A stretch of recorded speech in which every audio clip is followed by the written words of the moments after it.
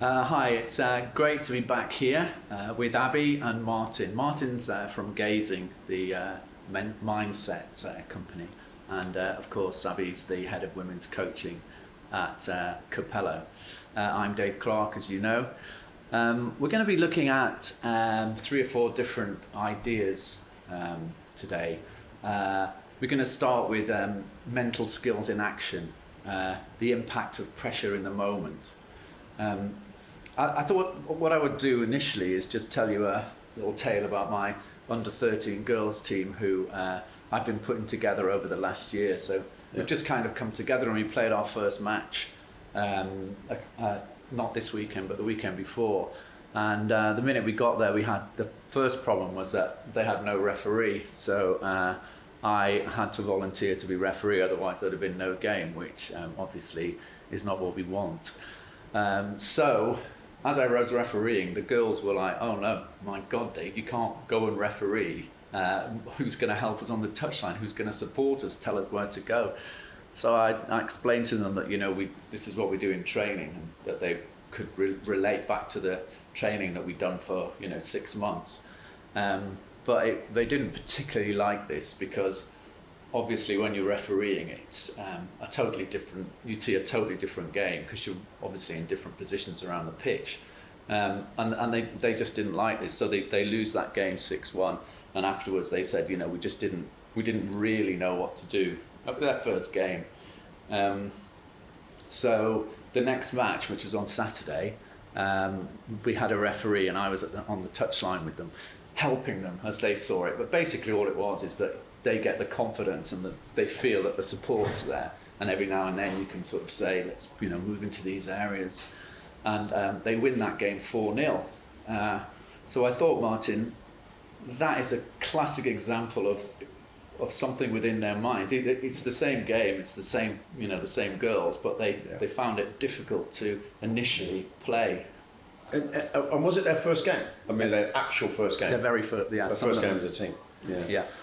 And I mean, I've just got a couple other questions because Abbie, you watch coaches of teams at all different levels of their development. Do you see similar when you're looking at girls who are early in their development or coaches in their development, and then further on? Does it look like? Yeah, from a coach's perspective. Yeah. What they're. Yeah, do you see the coaches getting nervous, I guess? Yeah, definitely. Yeah, I think the first game, isn't it? They don't know what they're looking for. Sometimes you find some coaches are really quiet on the sides first game, and some just verbal diarrhea, and they're trying to coach absolutely everything they see. I guess depending on the personality, depends which way they may go. It's like I'll share a perspective on what, from a mindset perspective, what could have happened. I guess if you'd been working with them for about 4 or 5 months before, a good way of trying to get a sense of what the impact of pressure in the moment on the game was what were the girls not doing that you had been working on and preparing them to do. So if we buy into the fact that having you as a referee and not there on the side and them losing that direction, what were they not doing? Okay, well, they got slightly muddled. We'd gone through offsides. So we played with this one girl who's she's really fast, but she because she was fast, she wanted to be ahead of the defence. Now the defence immediately saw this, so the girls we were playing were a lot more, a lot more canny with the way they played the game. So they would step up and she would go streaking off, and the linesman would put his flag up. Now she kept coming up to me and going, why was that offside? So I said, well, we've gone through this in training, but obviously the pressure of being in a game and the pressure of someone and her seeing the ball and thinking, I want that, I'm going to go and get that. That didn't really help. So that's one example. Another example is we practice a lot of winger supporting the left wing supporting left back and interchanging. Well, I found that they were really wandering across the back wherever the ball was, even though in training we'd massively worked on that, and they didn't wander in training, but in this game they were wandering across. Well, when you're on the touchline, you can sort of remind them. You can give them a reminder, which is probably players. I guess it's not just girls, players early in their development. can benefit from that clarity of direction from the coaching side, from the touchline, because if you think about red to blue, which is the perspective that we introduce, and that's the language of mindset and mental skills and how it applies in the moment. We always talk about the blue side describing a sort of clarity of thinking. And it doesn't matter the age or the experience, it's just if you're thinking clearly, you're likely to make better decisions about what you do. So not running offside early would be a good example. Making sure that you keep your shape from a defensive perspective, another good example. Yeah. But what we all know and what children will be able to tell you very clearly is as they feel more anxious and they start to feel the pressure and you not being there to give them support in their first game, which is a big pressure moment, is a good example of what's likely to create a level of anxiety. Your brain goes to mush and the redhead starts to describe a head that's entirely busy and not really clear and foggy in terms of your thinking. So when that happens, there's a likelihood that you won't make very good decisions about what you do, or that you'll forget stuff that you should have, that you probably drilled into them through the work and the coaching that you were doing. Yeah. So it wasn't what you intended, because I'm sure when you got there you intended to be on the touchline. Yeah. So it's one of those circumstances. Now, going ahead again, you may well spend time saying, well, actually, let's think about how we could predict some of the way we react mentally to the situation we're in. And you could do some preparation work with them from a mindset perspective, alongside the technical and the tactical support that you give them, if that makes sense. Yeah, no, so basically, I put them in those situations in training where there's nobody, and they here we go, let's play this game, and they are exactly expected to. But then, you know, we didn't know. I mean, it's hard to criticise what you did, because you're going, well, I didn't know I was going to be the referee. Yeah. But going forward, there will be moments. Let's just go a few years forward, and they're suddenly playing in front of 50,000 people. Yeah. They might not be able to hear the direction, and they might not be able to get a sense. And of course, they'll be better players and all that sort of stuff. But you know, putting yourselves into situations where that communication line's been cut off, or it's not clear, or you can't quite hear, because you don't keep walking to the touchline and go, can you tell what is it you said?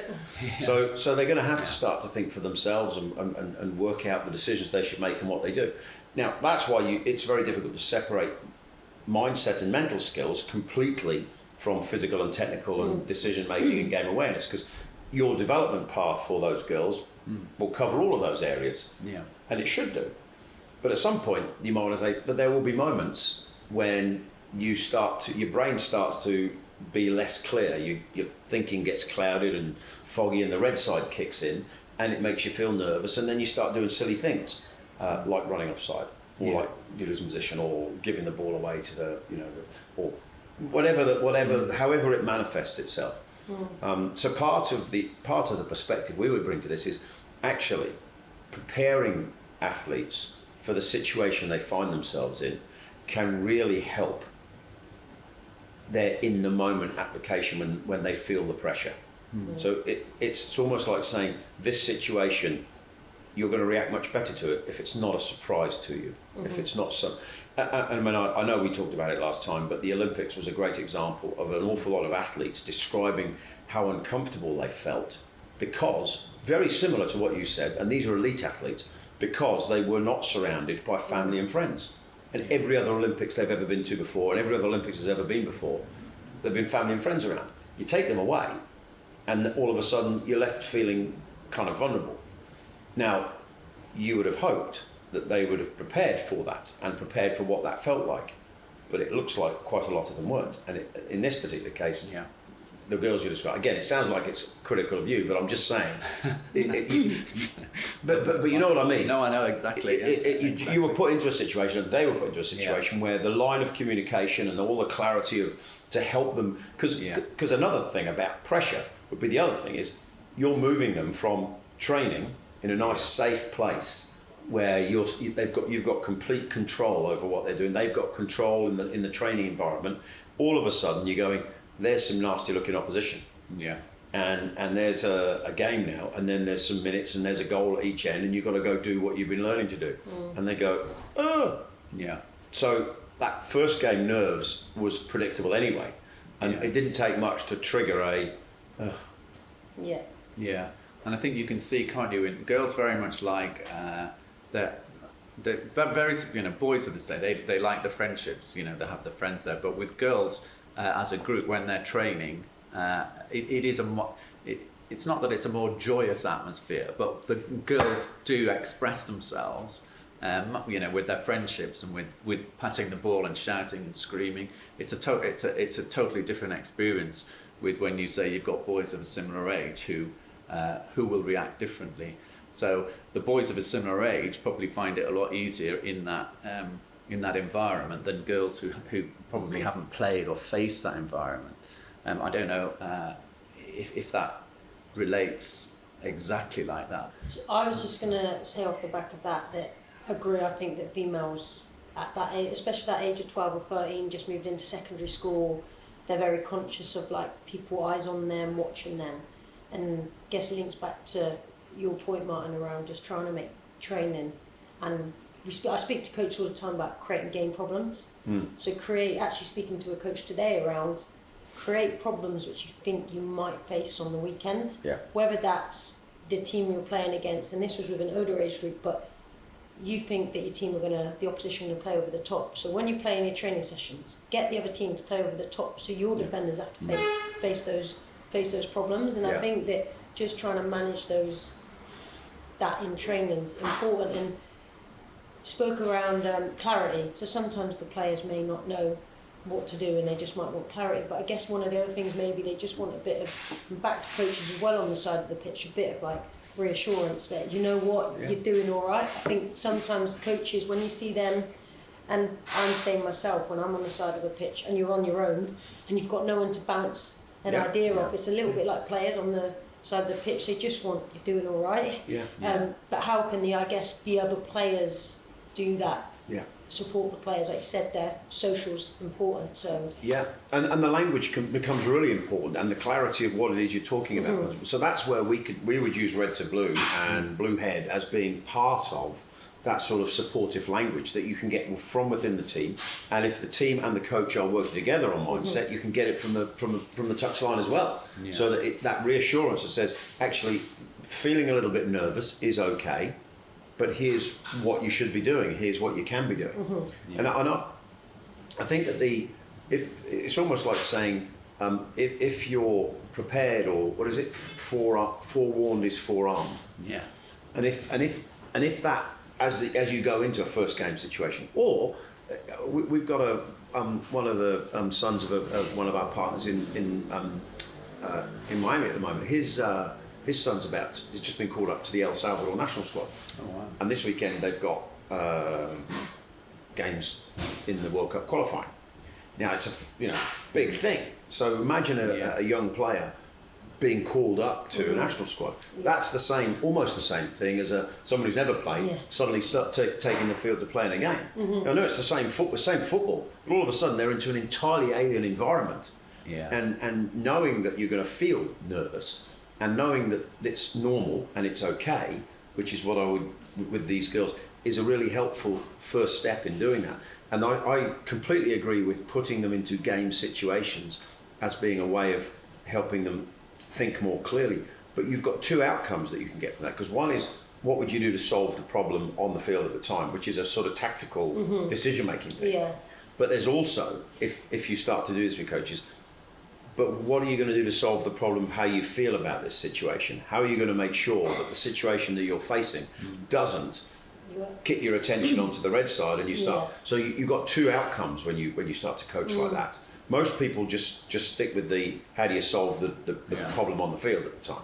But what we would say is you also want them to start to think about how do they solve the mindset challenge, which says, all of a sudden, because that's happening, because we're down to 9 men now, 9 women, I'm now worried, or because we've got a new goalkeeper and I'm not confident that he or she can command and save the ball in the way it should. Now I'm worried that we're not going to do well, and all of the associated impact that has. So those sorts of things are worth working, not just on the decision, but also on the mindset impact. Does that make sense? Yeah, so on that, because we spoke as well around pressures for an under 13, back to under 13 girls going to play a match for the first time. could be the same feelings that under 13s feeling as, like you mentioned, someone stepping out in front of 50,000 people for the same time. So, like you said, it's much easier to manage tactical game problems, but for those players who are maybe joining the team for the first time, they've moved from the reserves to the first team and they're playing a game for the first time, or they're a substitute and they've got to come on to for the last 10 minutes and they're 1-0 up and they're coming on as a defender as well when it's been backs against the wall. Is it just around, because that's I guess harder to try and manage and control, so would it just be those conversations which you mentioned, or would you suggest trying to do some other things? I think scenarios and putting them in the situations, and first of all acknowledge the likely feeling. So it's almost like saying butterflies, anxiety, nerves, all entirely normal, all okay, just not likely to be helpful. So embrace them, accept the fact that they're there, and then work out how they get their attention on the next job, or the job that you want them to do, or the next pass, the next tackle, the next movement, whatever it is, however you want them to do it. Because a lot of thinking, or a lot of perspectives we hear, tries to get people to deny those nerves or deny the feelings. But just focus on what you're supposed to be doing, and actually in the back of your head it's going, yeah, but I feel really nervous, or I know I've got to do really well. So you just, it's much better just to acknowledge the existence.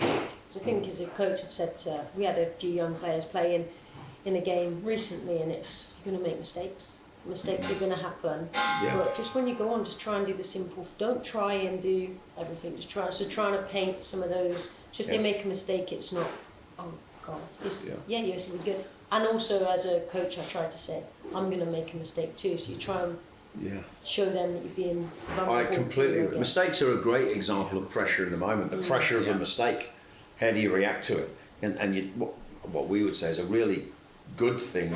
A good thing to do is to make sure that mistakes are normal, just like pressure is normal. Just normalise it. Yeah, I think. I think it was Johan Cruyff who said, you learn nothing from winning, you learn everything from losing. And that is down to the individual mistakes that players make. And so I think if we think about the impact of pressure in the moment, then if I'm a goalkeeper and I let in 4 goals, I'm going to get it in the neck from the rest of my teammates. If I'm a centre forward and I miss 4 chances but I score 1, I'm going to be seen as the hero of the day. I think so basically don't be a goalkeeper. I do think it's a really difficult position, because half the time there's no spotlight on you because you just stood there waiting, and then suddenly you can see them all coming. Suddenly there's a breakaway, and as the goalie you're thinking, oh my, here they come, and it is, and suddenly the spotlight's on them. I've always found goalkeeping a really difficult position to you talk to them about confidence, you give them your support, you tell them don't worry about it. But I think individual positions, players do worry, don't they? I mean, if we're talking about the sources of pressure, what makes you worry, then there's the expectations in the first place. So you expect as a goalie not to let any goals in. And that expectation's on you, because all of the things that go with that. I don't want to let the team down, I don't want to let myself down, I don't want to let the crowd down if you're playing in front of a crowd, all that stuff. I don't want to let my parents down, I don't want to all those things become very real, and they create pressure and anxiety. And same thing with, and then of course you add in a few people watching. Might just be 1 or 2, or the coach or some friends or anything like that. Then there's a bit more pressure. And then of course if you do happen to make a mistake, the consequences of that mistake as a goalkeeper is you're probably 1 down or 2 down, or if you're the Porto goalkeeper, you're 5 down. No, funnily enough, because last night I was with the under-10s, I was taking them, and due I guess to the fact that some of the parents haven't got any petrol in their cars, a lot of them didn't turn up, so we were playing more of a small-sided game, and it was uneven, so one team asked me to go in goal. By the time I'd let 3 goals in, because they're hitting the ball pretty hard, and I'm not going to get in the way of some of these, even though they're 10. And so they were moaning at me, and I thought, oh no, I better not let any more. And anyway, the next ball comes in, and it goes in the net. They said to me, Dave, can you just not be in goal anymore? Move to right back. And so you do, you think suddenly the spotlight's on you, you've let a couple of goals and you don't want to let any more in. It's probably the only position on the pitch where that happens. I would say one of the big perspectives that we try and bring to Red to Blue through coaches, but with the athletes when we get to talk to them, is that first of all, the pressure in the way that we've all been talking about it today is normal. Secondly, to expect it and to expect the feelings that come with it. But then finally to acknowledge that ultimately those feelings, those very predictable feelings of nerves and stuff like that, won't be helpful in terms of performance. So you have to find some way of moving your attention onto, I know what I'm doing now, I'm focused on it, my energy's going in line with where my attention is, and I've got my, I'm running, I'm passing, I'm tackling, I'm doing all the things I know. And when mistakes happen, rather than, and quite a lot of the work we do is to put them in perspective. So you say, how many mistakes do you think you're going to make over your whole career? And they go, I don't know, 8,000. You go, good, because that's just one of them. Yeah. And rather than make it the big thing, you put it in some sort of perspective. Golfers is a good example. Golfers can get terribly, terribly hung up with a really bad shot. Or tennis is a very current topical example. And unless they can move past that in some way, it becomes difficult to carry on with the game or the round or whatever they're doing. Football's just the same. You have to keep playing. But you've got to let go of the feelings associated with the last bad shot or the last bad pass or the last bad... That's really good. And I think that when you are coaching, one of the things I do think puts pressure on the players is, so last night I'm doing a 3v3 with a magic man. So 3v3, 3 in the middle, and you swap over. Now one boy came up to me after we've been playing this for 10 minutes and said, I'm not really sure what I'm doing.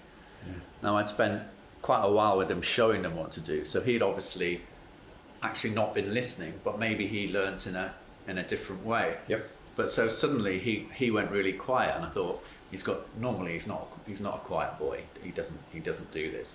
And purely the pressure was on him because he suddenly thought to himself, actually, I haven't a clue what I'm doing in this. Dave set us up and everyone else is doing something. Now should I put my hand up and say I don't know? And he doesn't want to do that because he's frightened that maybe this is a mistake.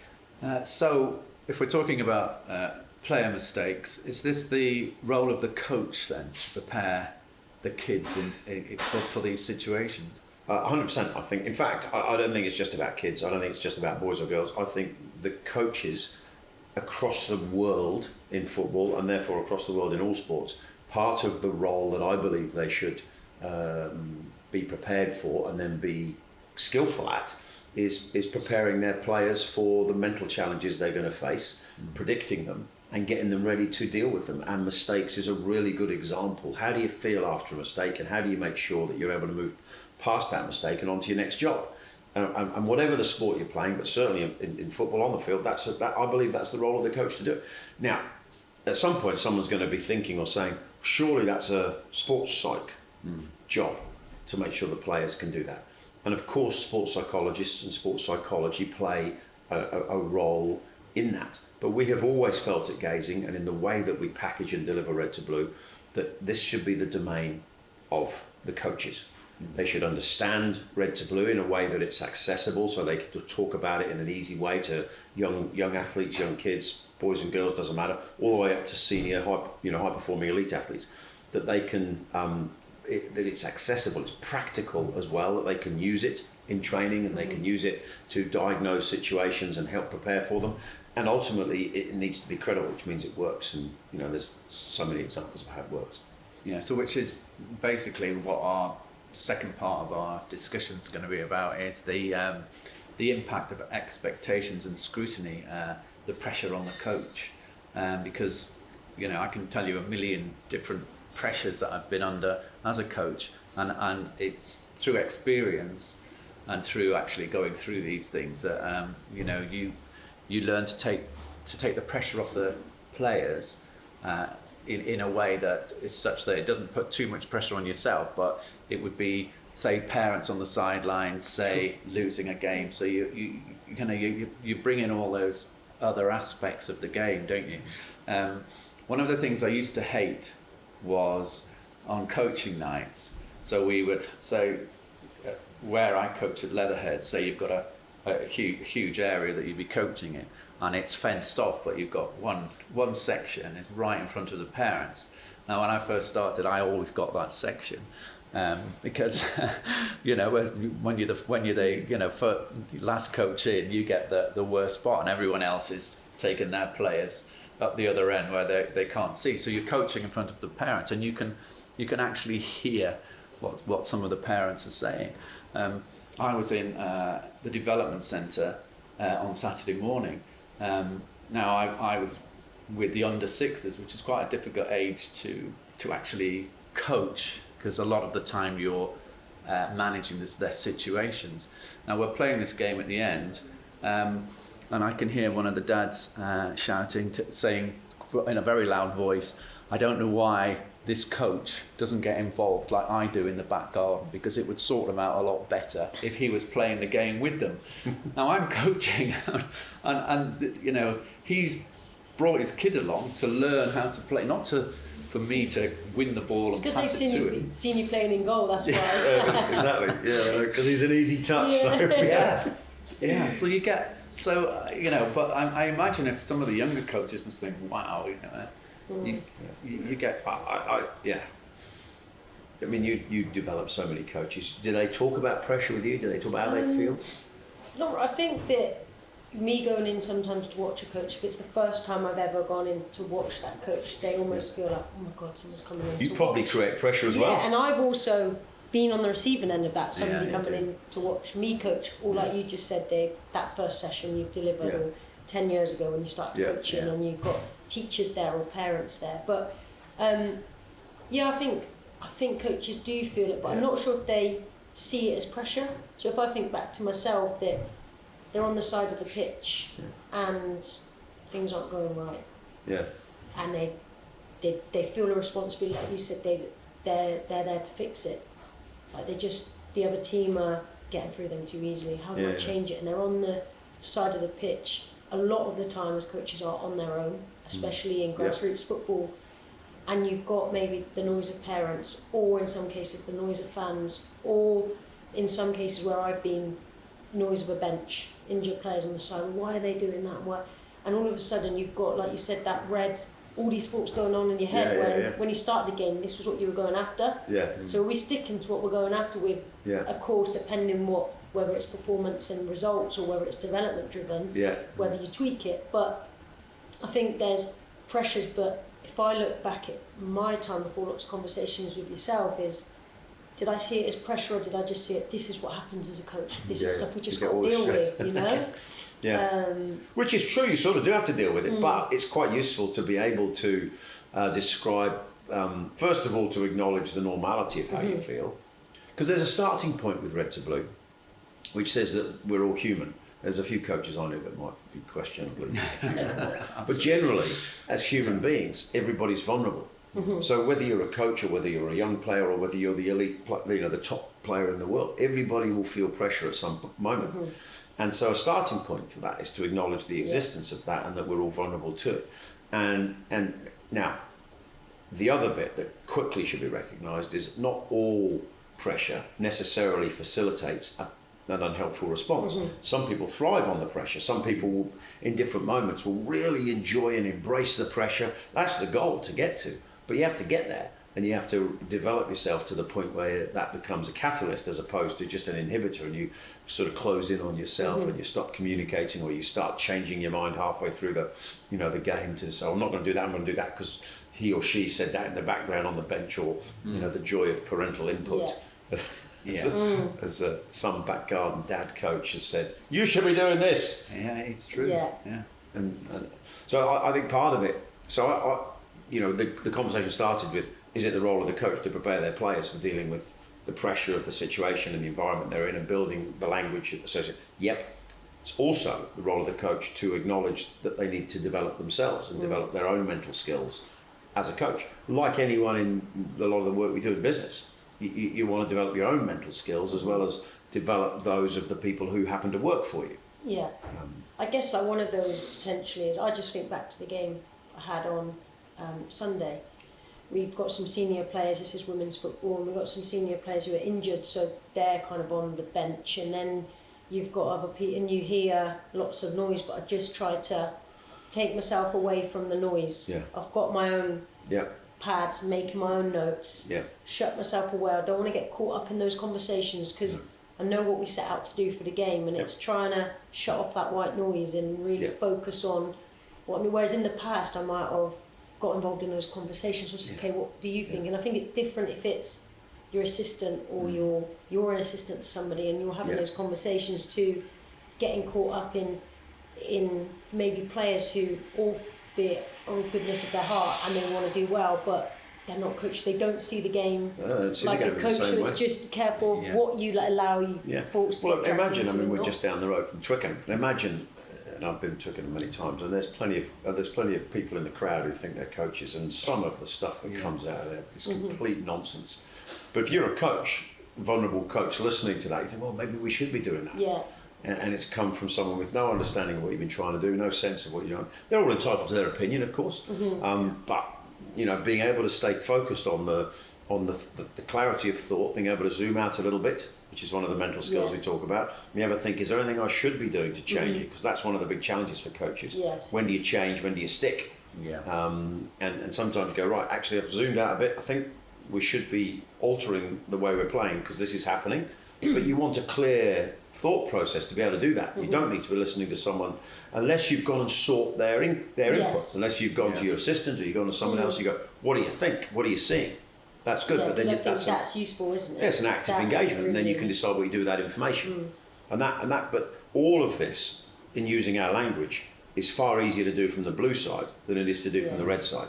So when you were playing and then when you were coaching, did you like, what's how would you differentiate the pressure you feel as a coach versus the pressure you feel as a player? I feel you're worse, probably as a player maybe more in control. So you're on the pitch, and if you're having a bad game, you're having a bad game. You can try and fix it. And in football, it's different, like you said, to golf and tennis, say a little bit, because you've got 10 other players to try and help you through the 90 minutes, if you like. But I think as a coach, you're trying to change stuff which may not be possible based on the players on the pitch. You're almost putting the control in, like the power of 11 players on the pitch and the players on the side. So I'd say that more like being able to influence stuff more, even though it might not be that, but because in Red to Blue we talk a lot about the control circles. Everybody at the moment's talking about control the controllables. You hear it every time you turn TV on. Someone's talking about mindset. They go, whether he or she just controls the controllables without really understanding the impact of the stuff that's either outside your control or outside your influence. Because as a coach, I'm sure you have to really acknowledge that. I mean, as a player, you have to acknowledge that anyway. But as a coach, you have to acknowledge there's an awful lot of stuff that goes on that impacts. If in a way, how well you do your job, that is outside your control or even your influence. And if you're constantly fighting against that, that's going to use up a lot of mental energy and take away from actually making good decisions and executing the game. Yeah, it is. Did you not find that when you received the ball when you were playing, that was the biggest pressure situation when you first start? You got the ball and it comes to you, and you're suddenly thinking, and to be honest, you had your coach shouting, you had the parents shouting, and you've got a decision to make, and I do find that makes a lot of players freeze. I don't know what you. Yeah, I do know what you mean. I remember from a kick-off, sometimes I played right back a lot of the time, so the ball would come and play back, and you think, right, it's the first couple of minutes of the game, don't give the ball away, because I know you might have recovering defenders, but you're the last line of defence, and even worse when you're playing centre back, you think, don't make a mistake now, you get on the ball. So yeah, I think it did, and that's why, I guess as a coach, trying to speak to players around, just keep it simple for the first few minutes if people are feeling that nervous. And but I do think probably players do face that the first couple of minutes, just to ease into it, isn't it? So I mean, knowing that, so many of the young players we work with around Red to Blue, and the ones who are in the academy structures of some of the pro clubs around Europe, and just generally young players who are just starting. I mean, I'm sure the girls would have felt the same. Those ones when they took the first, first moments, all of them talk about, I don't want to make a mistake early on, or I want to do something well at the beginning because it will make me feel more confident. You can understand where that comes from. So if you're a coach, first of all, acknowledging that exists is useful, I would suggest. But then actually, as you say, well, how do we start the game? You might want to make sure that the direction, the clarity of the direction of the coaching says, start the game simple. Let's build up some passes, let's build up some possession, let's build up whatever it is you do, and let them clearly know what's involved in doing that and their role in making it happen. And then if you're clear, it's much easier to be blue, as we used to say, Yeah. We still say you can't be blue if you don't know what to do. Yeah, and if you're not clear, it's one of the big triggers for the red side. Yeah. Yeah, I think, and I think that kind of takes us into the third bit we were going to talk about today, and that's all the, all the stars that we see, the Emma Raducanu's, the cricketers that have played, and especially the golfers that last weekend. How do you play against that crowd and against that, when the crowd are cheering because you hit the ball into a bunker, the pressure on you is massive.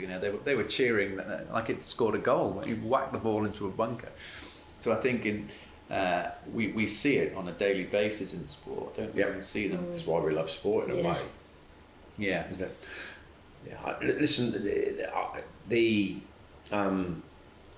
there's an awful lot talked about how players remain focused and ensure that they've got all their attention in the right place at critical moments, and golf and tennis you're not going to find a sport or most things in life where it won't benefit you if you've got your attention on what you're supposed to be doing.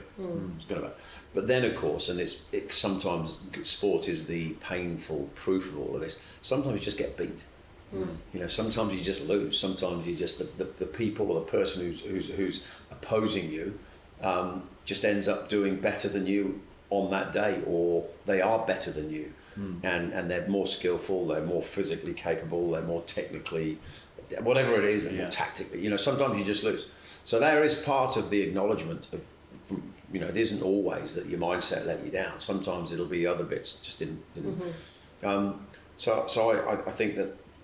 But then what we also see a lot of is not enough work is done by the athletes or by the coaches with the athletes together, or individually or as a team, to prepare them for those critical moments when it's going to feel distinctly uncomfortable. And a good example is playing in front of an American crowd, in the Ryder Cup, or playing in front of the crowd in a US Open final, or whatever it might be. Or you will have played in games where there's a difficult atmosphere and all that stuff. And if you don't prepare your athletes for what that's going to feel like, from our perspective, then you're under preparing them for what you're sending them out to go and do. And that, I think, is the coach's responsibility.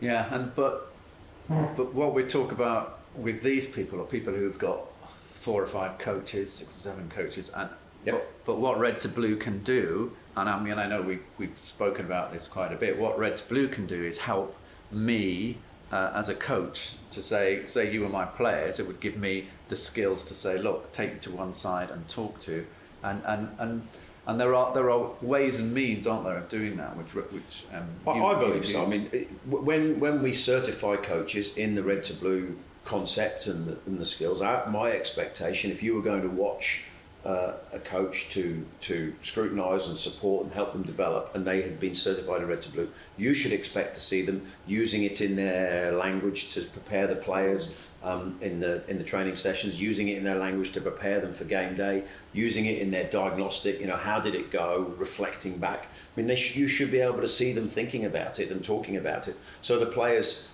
are not fearful of mindset.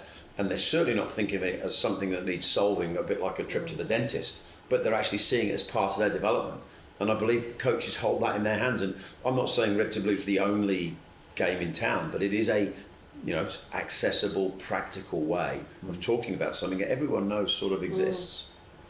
Yeah, I guess it's just the how, isn't it? And that's how you get it out. Like you said, how do you have those conversations? How do you clear your mind? Yeah. How do you take yourself away and stand back and look down on it?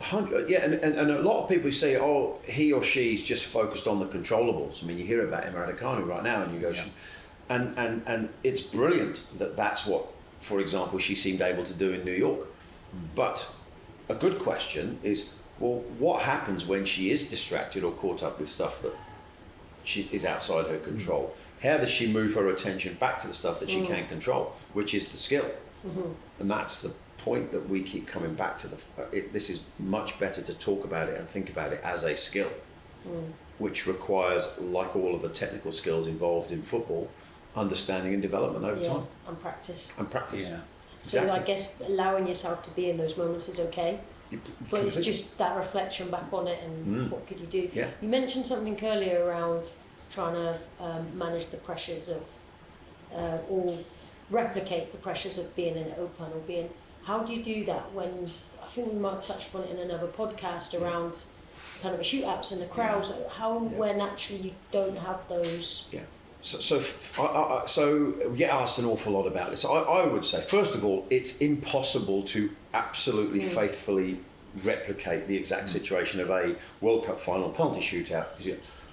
But that shouldn't stop you from trying to get as close as you can do to creating the sort of situation, either through the scenarios type work, write the scenario and let people think about what might happen, or sort of putting people's skills under pressure to a point where physically, mentally, there's sort of exhaustion is a good way of doing it. So making sure people can do it when they're tired, as well as do it when they're fresh. And so thinking creatively of ways, I've heard of coaches who change the conditions of the pitch at the training field to replicate what they're likely to be facing when they're performing. So all of those things are ways that coaches can creatively think about getting as close as possible to the environment. And so you can't faithfully recreate, but that shouldn't stop you from getting as close as you can do to helping players predict what it's going to be like, and then work on their mental response to that situation. Yeah, and you know, it's funny, but one of the I said to you before, when I went to the club 4 years ago and I first saw the red to blue diagram, one of the main things I think that something like red to blue does is make you think about it. I never used to. I wouldn't have seen it as my responsibility when I first started coaching that my under 8s, under 9s or under 10s, that they were having a problem or with the parents, or they were having a problem with maybe if it was with another player, I'd just say cut it out, this doesn't happen again. I don't think about why they're doing it. And so I think one of the main things that comes out of red to blue is that you think about, okay, I'm really annoyed because this kid's always in the red. He's always in the red. And, I'm going back and moaning, saying, I've got one boy out there and he's continually booting the ball away. He's in a bad mood. He comes and turns up from home. He's probably had a bad time at home, but it's really annoying because, but I would never have done anything about it in the past. But the minute that you start talking about all the ways to help them, you suddenly think, actually, it probably is my responsibility. It probably I can I can help him, and I think that to me is one of the best things that comes out of this. Just the practical accessibility for a coach and or someone doing development of those coaches, and you sort of know that it's easier to play whatever it is you're playing from the blue side than the red side. But equally, your attention is going to get flipped across to the red side occasionally, and acknowledging it and being skillful enough to move back to the blue as quickly as you can do. There's no reason why you don't have to wait till you're 20-something to do that. You can start when you're young doing that, because everybody knows what that feels like, the redhead, and everybody knows what the blue head feels like. So it's just really just a bit of coaching, a bit of work, and a bit of conversation, a bit of work to start getting skillful at moving. And and it's easier to coach from the blue side than it is from the red side as well. It is. Yeah. Probably more enjoyable as well, which Absolutely. is you keep coming back to that. It is. Yeah, I can definitely. More fun to play or watch the sport without a furrowed brow. Definitely. Yeah. Great. Well, look, as ever, it's been a pleasure talking to you guys. It's probably time for another coffee, I think. I think so. And so thank you very much, Martin, and thank you, Abbie. Cheers. It's been enjoyable. Cheers. It's been a really good meeting. Thank you.